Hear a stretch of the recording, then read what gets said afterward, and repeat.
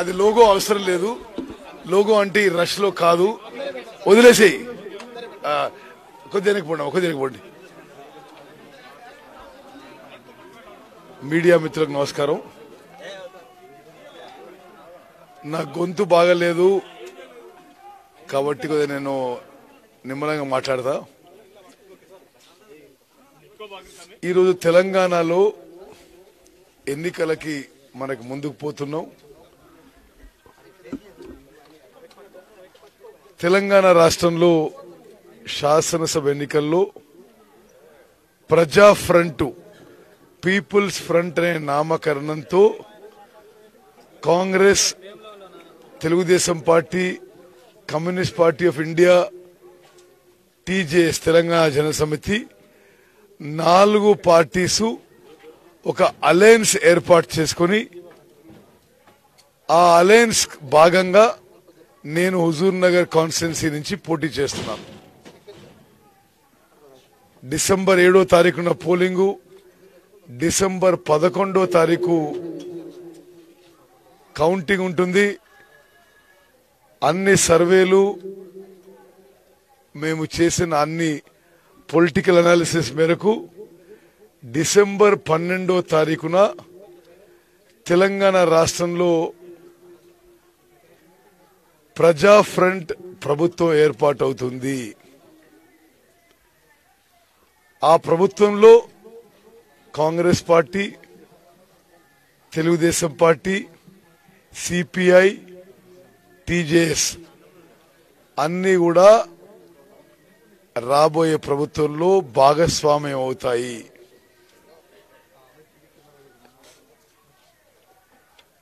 తెలంగాణ ప్రజలపై కుట్రపూరితంగా ఎన్నికలు మోపే ప్రయత్నం చేసిన కేసీఆర్ తన గొయ్యి తానే తవ్వుకున్నాడు.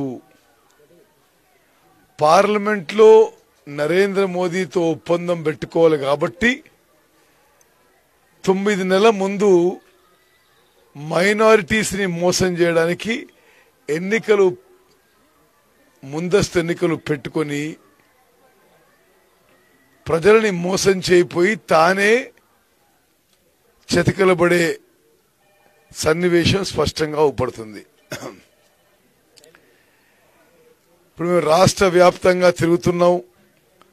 119 కాన్స్టిట్యున్సీస్ లో కూడా కేసీఆర్ ఒక అబద్దాల కోరు, ఒక మోసగాడనే విషయం సామాన్య తెలంగాణ ప్రజల్లో స్పష్టమైంది. అతను చెప్పిన ఏ మాట కూడా నిలబెట్టుకోలేదని ఏ సాధారణ తెలంగాణ పౌరుడు కూడా మనవి చేస్తాడు. ప్రత్యేకంగా దళితులకి, గిరిజనులకి, బీసీలకి, ముస్లింలకి, విద్యార్థులకి, నిరుద్యోగ యువతకి, మహిళలకి పెద్ద ఎత్తున అన్యాయం చేయడం జరిగింది కేసీఆర్. మళ్ళీ చెప్పిన మాట నిలబెట్టుకోక ఎన్నికల్లో ఏ మొహం పెట్టుకుని ఓట్లు అడుగుతున్నాడో తెలంగాణ ప్రజలు నిలదీయాలి. సాధారణంగా ఇంత మోసం చేసిన ఆయన ప్రజల ముందుకు వచ్చి ఓట్లు అడిగే అర్హత లేదు అని చెప్పి మనం చేస్తున్నారు.